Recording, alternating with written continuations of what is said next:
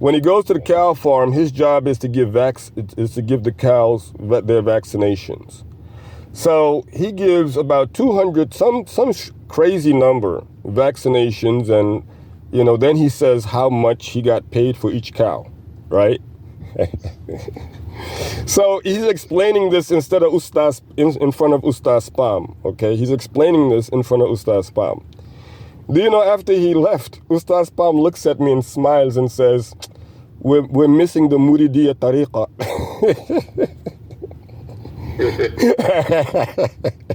Wow. Yeah, because in the Muridi Tariqa, something like that, they will assert to the fact that they're Muridiyya. So the first thing that they do is they take all, if not, you have some of them who give all of their money to the sheikh, who they believed is the cause of them getting that big job. But as far as Ustaz Pam is concerned, he's missing out because of the fact this guy is not a murid. If this guy was a murid, then he would have given him a good percentage, but he just told him the story and left without giving anything. So then he looks at me and he says, what do you know about this? I said, this is not Islam either. How are you supposed to sit and boast about how much you've made in front of someone? Where's the blessing in that? So that's un-Islamic.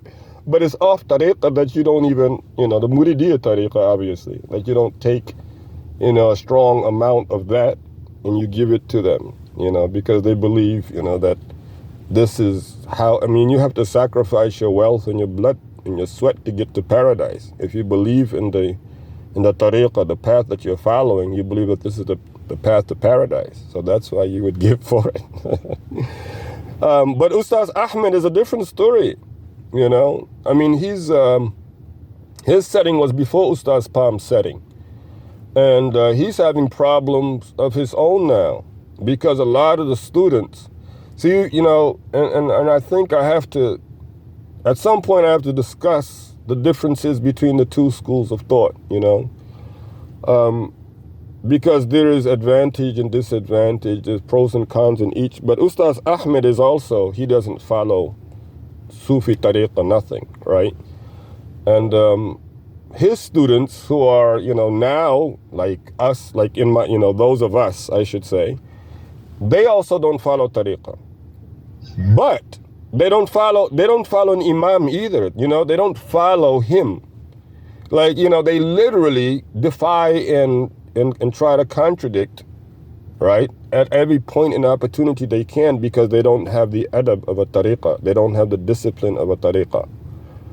You never do that to, your teacher, your guide in tariqah. You just don't do things like that. There's certain things, but in the Salafi, or you want to call it, what is it called? What do they like to call? Ahlus Sunnah wal Jama'ah. They say Muhammad ibn Abdul Wahhab. They say Sheikh Muhammad ibn Abdul Wahhab. But, yeah, they call themselves Ahlus Sunnah wal Jama'ah. Right? And even within them, you have those who differ with, within themselves, before they even get to what part of Sufi do they accept and what part of it they really reject. But the ideology of diluting the information that we're getting is definitely through the quote-unquote Wahhabi methodology. I can't overlook that, because of the fact that, again, when you know how the kingdom of Saudi Arabia was created, Muhammad ibn Abdul Wahhab was to take care of the religious part of the kingdom. And that religious part of the kingdom, and what it is that it meant as we know it today, is what they are not doing that they're supposed to be doing, and what they're doing that they're not supposed to be doing. So the religious voice in Saudi Arabia today is null and void, practically null and void. The religious people don't have a voice in Saudi Arabia anymore. The kingdom has the voice, you see. Right. But that was part of the trick. That was part of the, the deal from the very beginning. Right. Yeah, exactly. So they just, The the kingdom has turned on them since. Yeah. Oh yeah. But that's what you get when you try to, when you come. I think people have some, there's a lot of contention that a lot of the Saudis now from over the years, or for the most part, basically Yahudi. Oh yeah, definitely. No. The Saudis of the Benin want Yahudi, but they were definitely the people who Rasulullah sallallahu talk about coming from Khorasan. What's that? No, that eastern part of Saudi Arabia. They call that city. Taif, Najaf. Taif. No, not no. On the eastern part of Saudi. What's that town? That the town where the devil horns would be at. The city. Not Jeddah. Jeddah's on the west. Jeddah, Mecca. That's on the western part. You talking about the island that they now made a resort? No, not the islands. It's right inside Saudi Arabia on the eastern part of Saudi. Okay, so on the eastern part side of Saudi Arabia, the devils will be coming from coming out of that city. Out of that city. So what are they doing there? I'm saying that was basically the religious stronghold. That Muhammad them came from. Mm-hmm. Yeah. And, though the Saudis were in cahoots with the British, mm-hmm. they were bona fide Saudis, who were greedy. You know what I mean? And Munafiq, I guess, in the true word. Mm-hmm. They started killing Muslims, saying to bring to fruition the plan of the British. Of the British. Oh yeah. Because until today, you see what they're doing today. I mean, it's all about pleasing the West. It's all about that. They're at full speed now. Oh yeah, they won. They full speed. Yeah.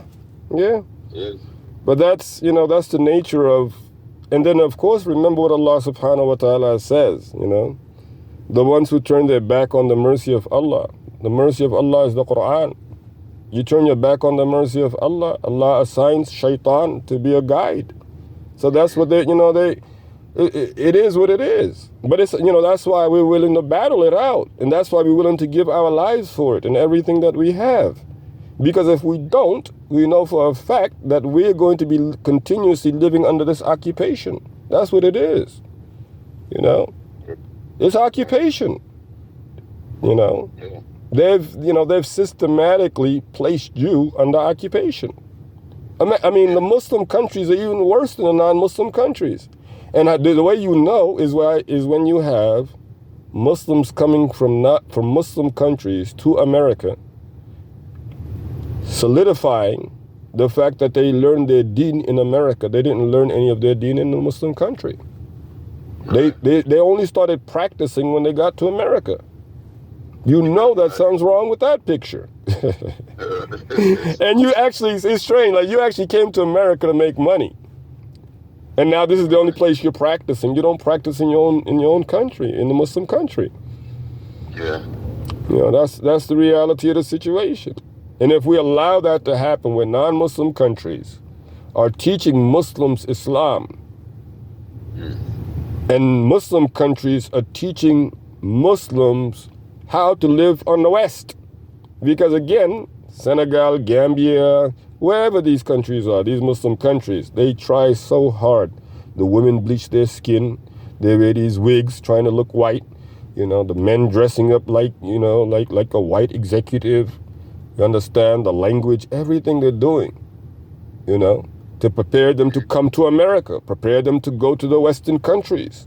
Everything is based off of that. No Islam there. See? From my reading and my perusal of the Deen and history, it seems to me that it's always been in the big historical events where the Muslims have went forth to defend the Deen. After the time of the Sahaba, let me point out that it's always been the brothers who were Sufis. Yeah. Those who practice tariqah. Zaka's You the know, tariqah. It's been interesting. It's been, and I'm gonna tell you something. Like, I think a lot of people need to understand something about Sufia, right? It's hidden. Sufia is really hidden. The beliefs of Sufia, when you understand them, you know it's about the akhirah. It's really about the unseen. It's about asceticism, right. right? So a real Sufi will never tell you that they are a Sufi, will they? Okay? You understand what I'm saying? Like a real Sufi, one who's really, it's hidden. It's supposed to remain hidden. That's one of the main secrets of secrets, is that the secret is kept a secret. You see what I'm saying? And as a matter of fact, what you're saying, the concept of seeing the hereafter more than this world is a concept of Sufia.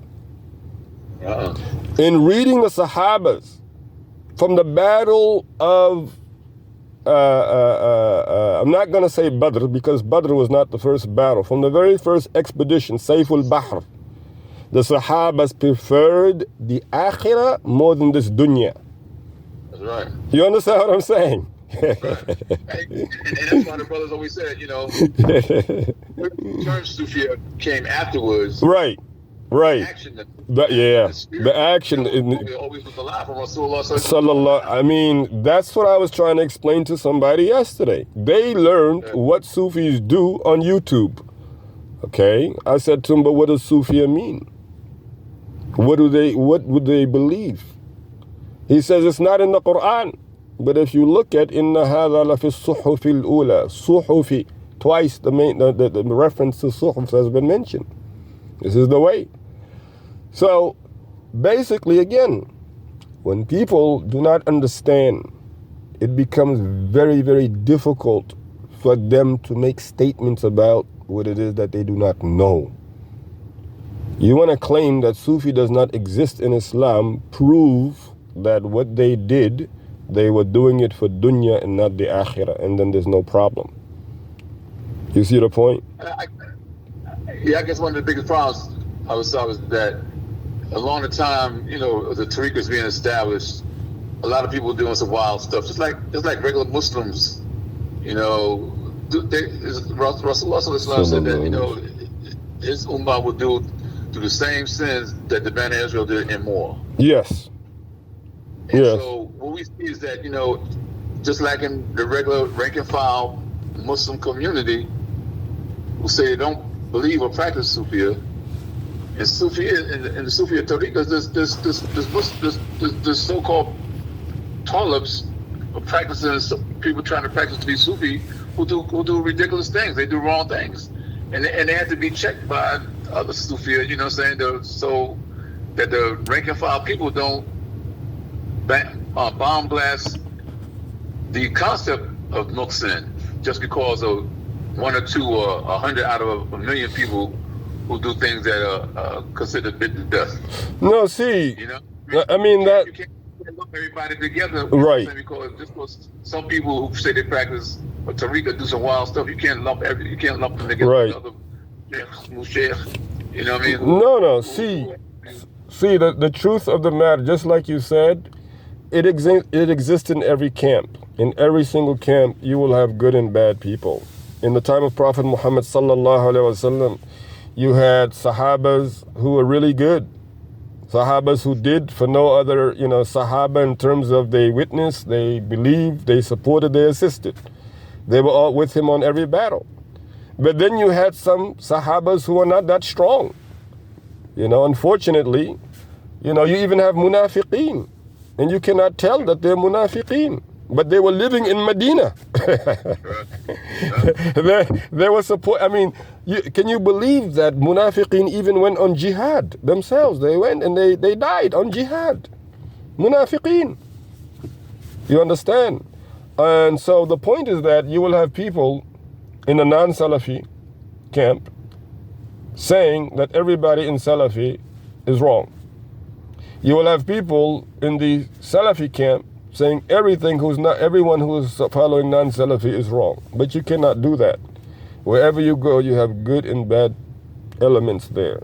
Does not matter where it is. Doesn't matter how perfect, an organization is. You have good and bad employees. It does not matter.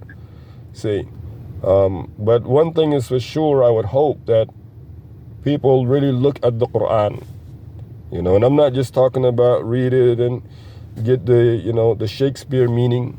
I'm not talking about that. That's a different story. But go through how it explains itself, reason behind this revelation, how the Sahabas used the revelation after Prophet Muhammad sallallahu alaihi wasallam, because that's what we're living, and be willing to embrace and accept the truth sincerely, not for any worldly gain, but for the reward of Allah. All of this is part of Sufism and non-Sufism. Everything that I just mentioned to you is part of Sufism and part of non-Sufism. So where's the problem?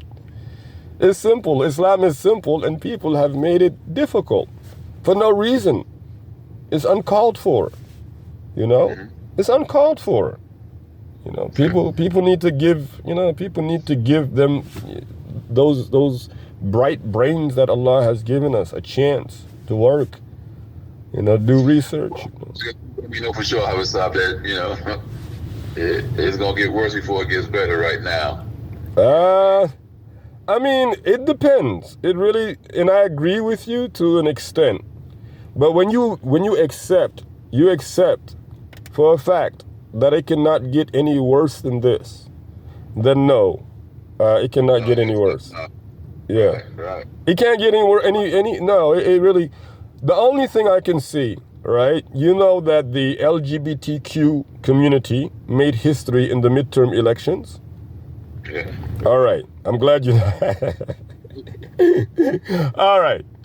The only thing I can see worse than what is happening now is that the people of Lut, the real people of Lut's actions come back to where Allah destroys, as he mentioned in the Quran of the people of Lut. That's the only, and if you go to that place where they were, Sodom and Gomorrah, nobody's able to live there. It's uninhabitable. The angels were commanded to pick that city up from the root, take it all the way up into the sky, turn it upside down, and then just drop it. While Allah, where's Sodom and Gomorrah located at? It's in Syria, Jordan, Syria, this area, Sham, right? But as the earth is falling upside down, the people in the upside down, Allah is raining fire stones upon that city as it's dropping. And so just imagine a whole, a piece of land just drops flat. It's uninhabitable. But you have to understand that they weren't, they weren't just punished for having same sex or homosexualism. That's not in itself why they were punished, right? It was surrounded that. Yeah, a lot of people do not understand that Sodom and Gomorrah was not destroyed purely for them having homosexual relationships. It's not that they just had homosexual relationship. They forced that on everybody who came through. Because remember when the angels came and Lut alayhi salatu wasalam was telling them stay away because this city, you understand? And that because they appeared to be very young and attractive men, right? So that's